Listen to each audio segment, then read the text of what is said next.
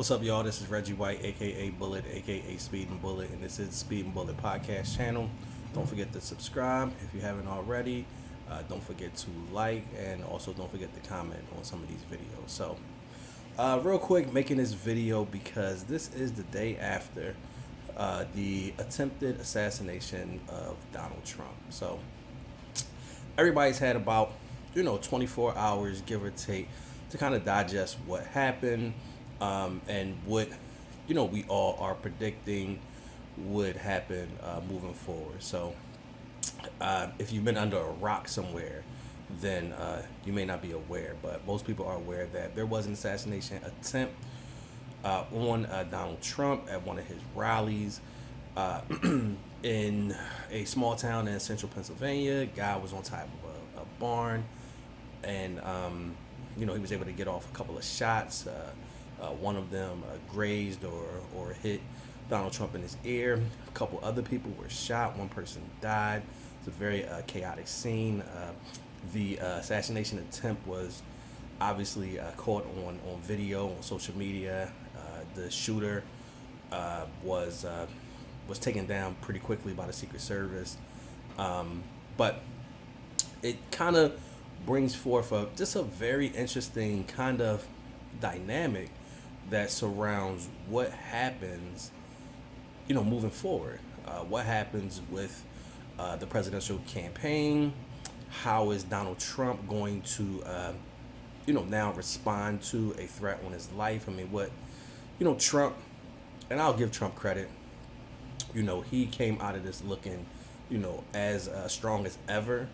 To be able to, survive an assassination attempt, but also to give a fist raise and to just just maintain that defiant persona that he has literally perfected, and has had the ability to galvanize people and to inspire people, good, bad, or indifferent. Most people aren't indifferent to Trump, but good or bad, he's been able to inspire people to follow him, to worship him a lot of ways, but also he's been inspiring people to hate him and to want to see harm done to him. Now, of course, there is no place in society for any type of political violence, political assassinations, things of that nature. There's just no place in a democracy for anything like that. It's absolutely like un-American. It goes against democracy. Goes against all of our democratic principles. It's just not something that just should be happening. Not in 2024. Not in the United States. Some guy with a rifle should not be attempting to take out the the former president of the United States, regardless of how you feel about who he is and how he conducts himself and how he is politically and his policies, however that is. It should not get to the point where someone wants to harm or kill a presidential candidate. If we want to take down Trump, unfortunately, we'll have to do that at the ballot box for anybody that does not agree with Trump or doesn't agree with his policies or wants, want the Democrats or Biden to win. Then, you will have to beat Trump at the ballot box. So, political violence is never an answer to anything.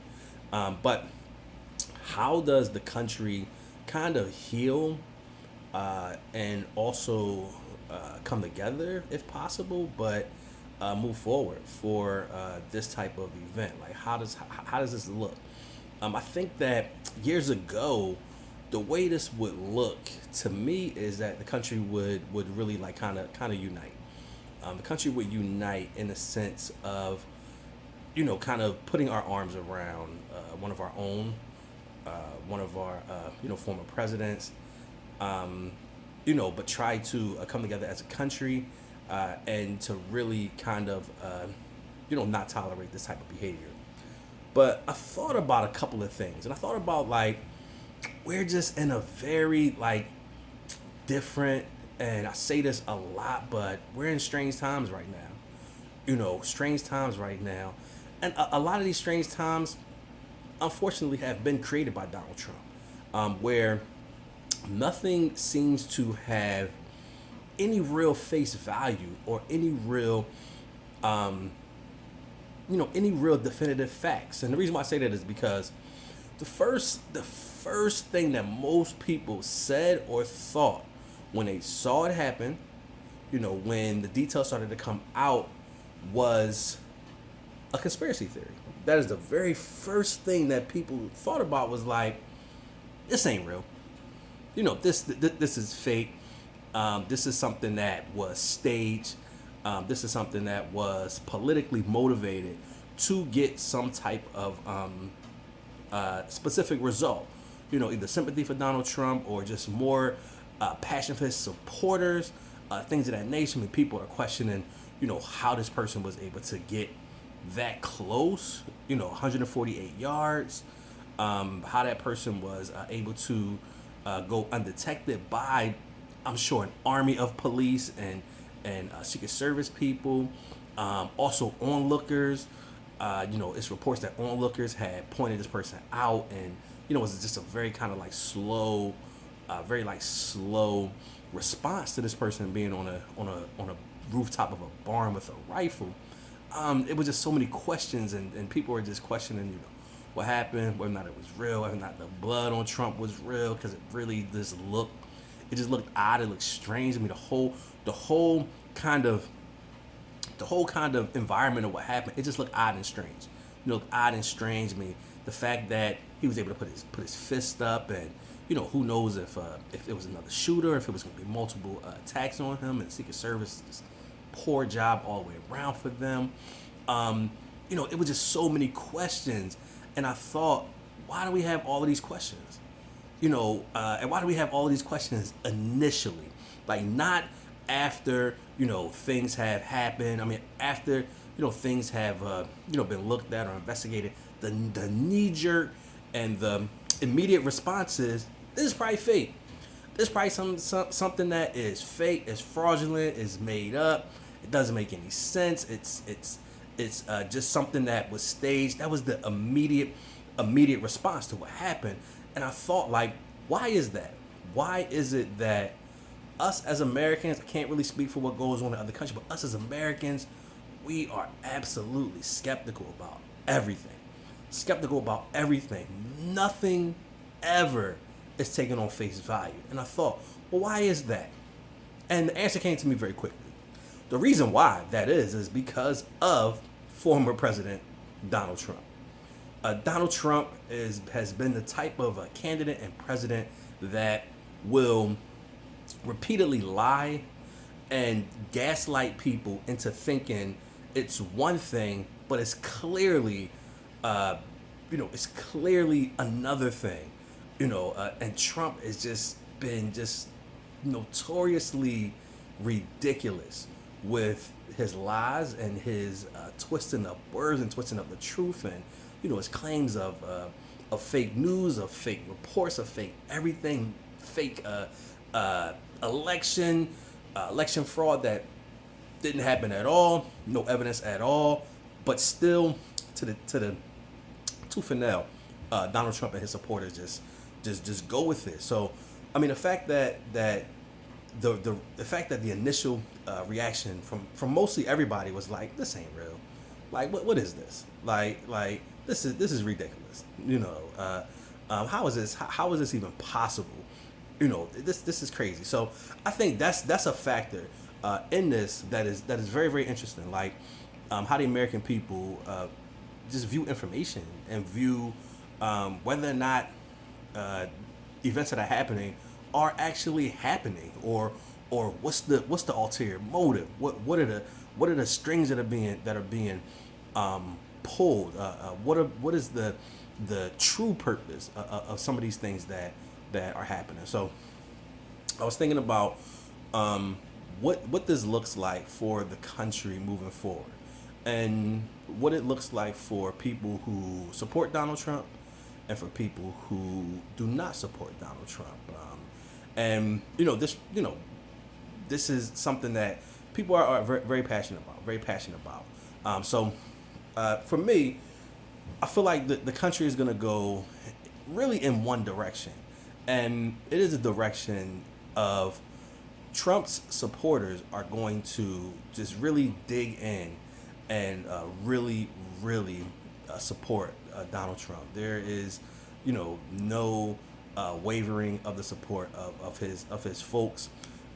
This attempted assassination is actually something that is unbelievably going to help Donald Trump, help him in his, in his desire to, to be president again in his campaign.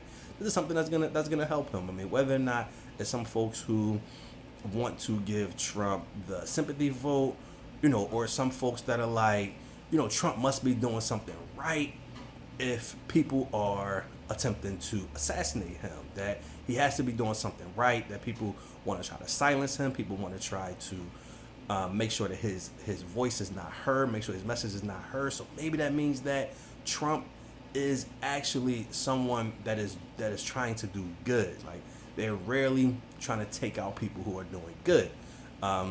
It's normally you'll see assassination attempts on people or assassination plots on people, especially in the United States, that are doing the work that the people want done. So there is a large portion of the country that's going to just be galvanized by this event, going to support Trump, that may have not supported Trump, but feel like maybe Trump is onto something, and the fact that people want to silence him means that maybe we should get behind him, maybe we should follow him, and actually vote for him. And that is a perspective that I'm sure there are a lot of people who are thinking right now, that Trump must be doing something right if people want to see him dead. I think that the next kind of, I would say, caveat from this event is kind of the surrender of the presidency by the Democrats and the Democratic Party. And the reason why I say that is because most of the voters or the people that follow politics, they were like, well, Trump's definitely going to win now. Trump's definitely going to win now. That this is now this is the thing that's going to propel Trump to victory. Trump is definitely going to win now. Trump is definitely going to get more support now. Trump is definitely going to, and this is from people who are anti-Trump. This is for people who, are Democrats or independents who do not believe in Trump, do not like his policies, do not follow Trump. These are folks that have just now pretty much just surrendered and say that the race is over. All of the baggage that comes with the Biden-Harris campaign, President Biden's age, all these things, calls for him to, to maybe even step aside, let another candidate run. All of those things are just null and void because now Trump has this this assassination attempt happen to him, which is really going to, or really could potentially be a positive in his campaign. And a lot of people are just conceding his victory already, that people are going to vote for him as a result of that. Now, there's a large section who think or believe that this shooter, he made an attempt on Trump's life to get that very specific result. The very specific result of gaining Trump some more momentum, some more sympathy, some more people who are going to follow Trump because they feel like Trump is being persecuted even more. So there's a lot of folks that believe that even this killer, this person who made an attempt, that it wasn't a successful attempt purposefully. It was unsuccessful because the point wasn't to even shoot and kill the former president, but to create such an environment where people are now supporting the former president that wouldn't normally support him, just as a result of this happening to him. And there are a lot of people who believe that that's something that is actually possible, something that could be done. I mean, it's folks are talking about the Secret Service may have had a hand in this, and just all kinds of theories, conspiracy theories, thoughts, things of that nature about what what the true motives of the shooter were. I mean, were the motives of the shooter to actually kill the president, or was it to gain some type of a better position in the campaign for Trump, and how that looks moving forward? I think it's interesting. I think that we're gonna look back at this moment in time. It's gonna be one of those moments in time where it's like, well, where were you at when you found out that someone tried to assassinate Donald Trump? It's very interesting, and it's something that I've thought about often. How is it that how is it that Trump has been so safe with all of these outdoor campaign events? I've always thought that it was just very interesting how these events are outdoors. And what I said to myself, and I was talking to a friend of mine, like I would say weeks before this, like there hasn't been an assassination attempt on the president since Reagan in the '80s, and just how good of a job that the Secret Service does, law enforcement does when they're moving the president and all these politicians. How they secure the perimeter. Where I work at a hospital, when the Pope was in Philadelphia, how they even secured the perimeter near my hospital, which was about 10 blocks away from where the Pope was speaking. We had anti-sniper units that were that were checking out the rooftops of our hospital buildings, things of that nature. Like, and I was thinking, like, we have there have been just crazy political fanatics who just have tried to harm politicians. I mean, we heard about it. Nancy Pelosi's husband, I think the governor in Michigan. You hear about these plots, and you hear about some of these folks that try to move forward with these plots. And I was thinking, like, nothing like that has really happened to any president since Reagan. And the fact that it appears like the Secret Service is just doing a great job. I'm like, they really must be really on point, that there hasn't been any type of violence towards towards any of the candidates, presidents, former presidents. Just no violence, no attempts of violence, and then this happens. So the reputation and the quality of the Secret Service is definitely going to be questioned on why something like this happened. So I just wanted to get on here real quick and just give my perspective on what's going on. I do feel like I said, there's no place really for any type of political violence, whether towards candidates or anybody that's in government.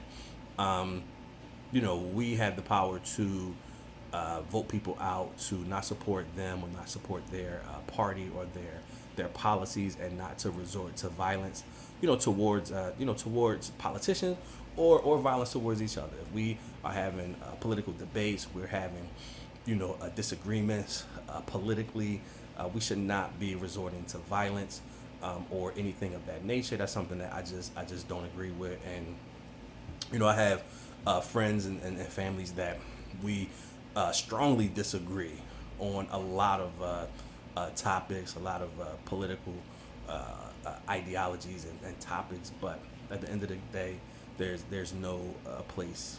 The violence has no place in this type of this type of political discourse. But I'm interested to see what you guys say, see how you guys are reacting. to the former president's assassination attempt. How are you guys feeling about just about the direction of the country, whether or not, this has moved the needle in the sense of if you are going to, support the former president more, or maybe this is more reason for you to support Biden, or have you just checked out of the political process altogether? I'm curious, what you guys think. I'm also curious if you guys can put in the chat where you were when you found out. I'm sure through a phone, through some type of a social media app. But where were you guys at when you found out, or first got wind that there was an assassination attempt? Like, what were you doing? Where were you at? For me, one of my friends has sent me the clip on Instagram, and I think I may have been in my bedroom doing something, unimportant, and he had sent me this video. So where you guys at? What were you guys doing? But also, how do you guys feeling 24 hours later about this assassination attempt? So,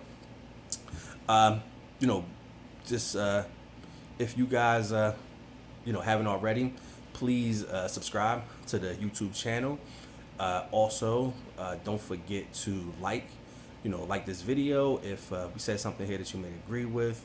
Like I said, subscribe, like, and comment. Engage with the channel. Let us know how you feel, so we can keep these types of discussions going. So until the next time, I'll talk to you guys. Peace.